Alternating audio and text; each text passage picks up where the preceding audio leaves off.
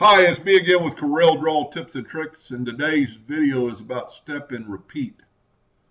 It's kind of like the duplicate offset right here, but you can do a lot more with it, and you can do multiple steps at one time.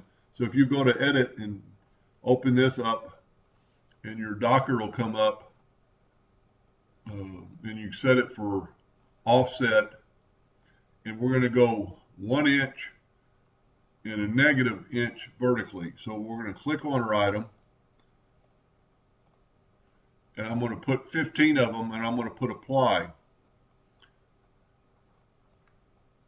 Now we've got all those selected. This time we're going to go 1 inch and hit apply, and it did it that quick.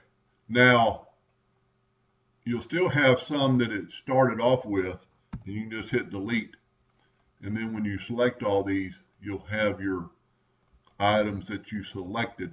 Now I did start off with a 1 inch square, so you've got 1 inch squares, and then of course if you wanted to engrave that and not cut it, then you would change it to black and go down here and change it to non-hairline, and that would engrave.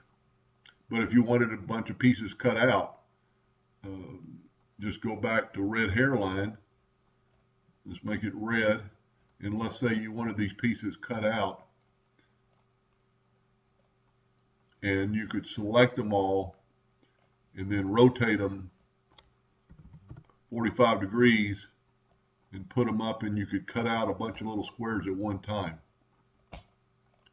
Anyway, I hope that helped a little bit. Thank you for watching.